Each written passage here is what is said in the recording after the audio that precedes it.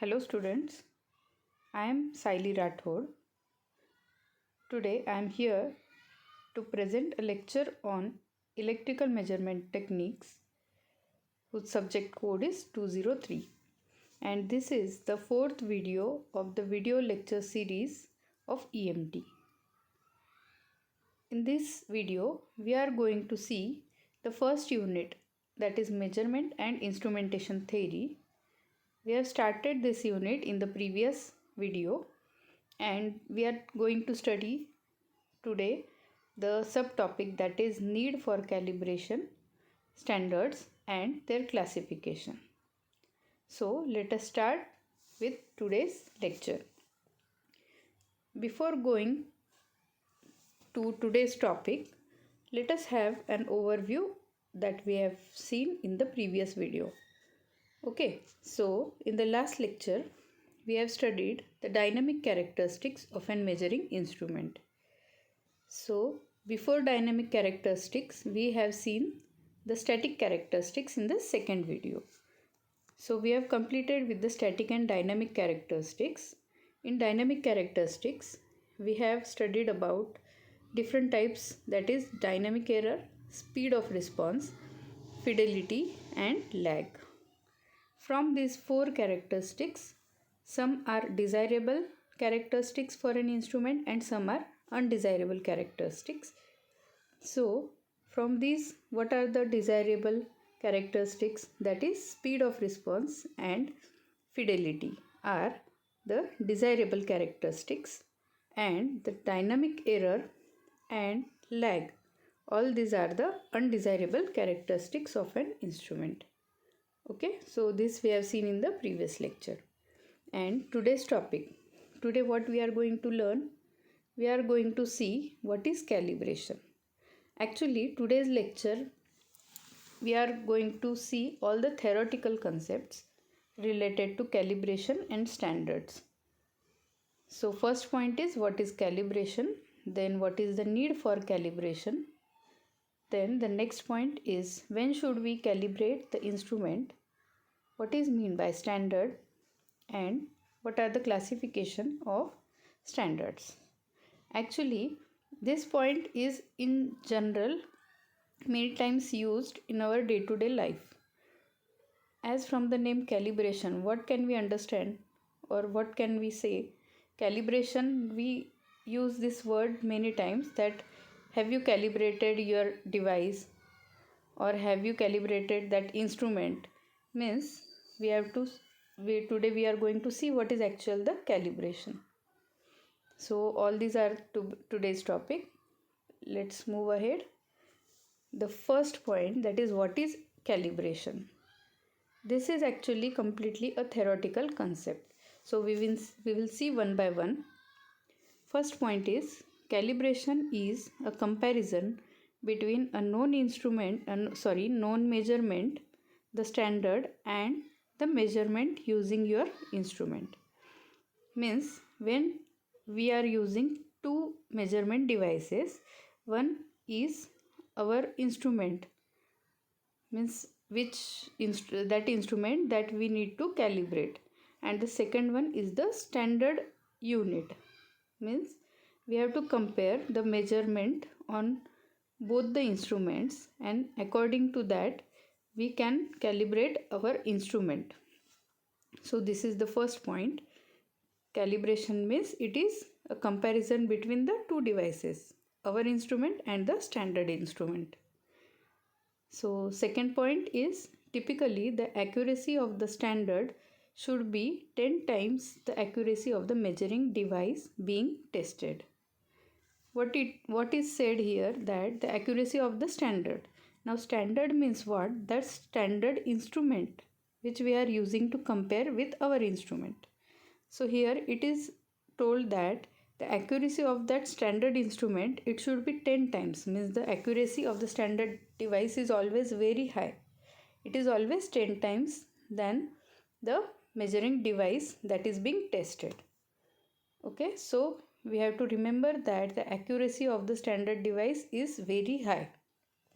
Then the third point, calibration of your measuring instrument has two objectives. Objectives means what? Why do we calibrate our instrument? So these two objectives are: first, it checks the accuracy of the instrument, and second point is it determines the traceability of that measuring instrument. Okay, so these are the two main objectives for the calibration. Then the fourth point is to explain how calibration is performed. We can use an external micrometer as an example. Means when we want to calibrate any instrument, we can use an external micrometer, and using that external micrometer we can compare it with our instrument, and then we can calibrate our instrument.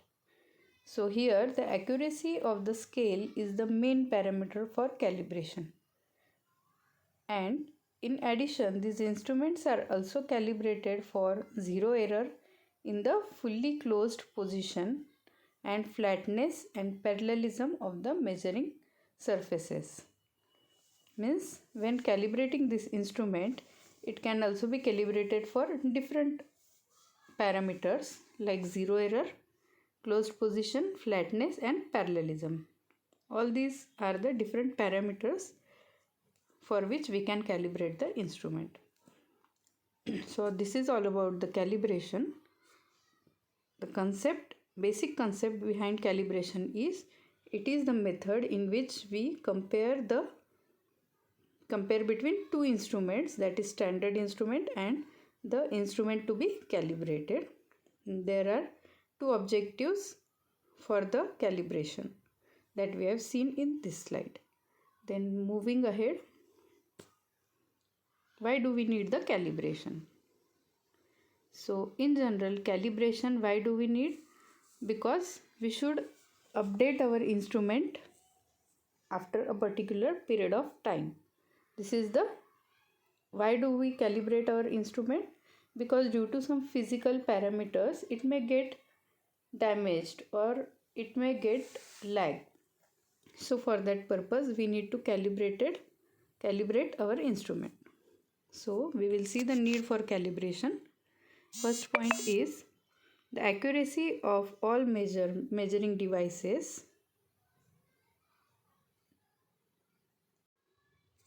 The accuracy of all measuring devices degrade over time. Means whenever we are using any measuring instrument, the accuracy in the starting when the device is new, that time the accuracy of that instrument is very high, and after using it several times or a period of time, its accuracy may degrade over time. Means after a particular time it may not be that much accurate. So for this purpose we need to calibrate our instrument. Then the second point is this is typically caused. Means here we have shown why the measuring device degrade over the time, because it is typically caused due to the normal wear and tear. Means when we use the instrument many times, it may get wear and tear. Wear and tear means the physical changes in that instrument. However, changes in accuracy can also be caused by electric or mechanical shock or a hazardous manufacturing environment. Example, oils, metal chips, etc. Okay, so here we have seen that accuracy, it can be changed. Why? It can be due to the mechanical shock or hazardous manufacturing environment. Means if the measuring instrument, it is used for any purpose where we use oils or metal chips, due to that it may get damaged or it may get the low accuracy. So for this is the second reason why we need to calibrate our instrument. The third point is depending on the type of instrument and the environment in which it is being used, it may degrade very quickly or over a long period of time. As the environment in which the instrument is used, it may vary. Means it can have different physical conditions. So due to that, the instrument may degrade very quickly. It may get very quickly damaged, degrade, or it may get degraded over a long period of time. So this is the third point why we need to calibrate our instrument. The fourth point is calibration improves the accuracy of the measuring device. It is but obvious that accuracy it gets increased when we calibrate our instrument. Then last point is accurate measuring devices improve product quality. Okay, so obviously when the accuracy of that measuring device is very good accuracy, then the product quality, that is if we are using it to measure something, then the product quality it is also very good due to the good accuracy. Okay, so this is about the need of calibration. Now when should we calibrate our measuring device? So there are different points that we need to discuss about when we should calibrate our measuring device. Here we have discussed in this slide. First point is a measuring device should be calibrated according to the recommendation of the manufacturer.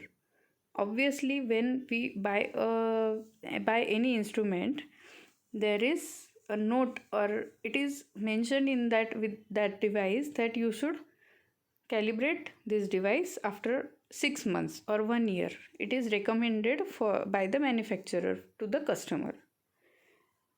Then we can calibrate our instrument after any mechanical or electrical shock. Means there is any instrument and it accidentally it may get an electrical shock or mechanical shock. At that time it is needed to calibrate that instrument. And the last point is we should periodically calibrate our instrument. Means if we want to keep our instrument highly accurate, then it is needed to periodically calibrate our instrument. Periodically means what? After a particular period of time, that is it may be annually, it may be quarterly, it may be monthly. So this is about when you should calibrate your instrument or measuring device. Then what are the calibration standards? Now the next point in our syllabus is standards and its classification. Now standards, what do we know from that?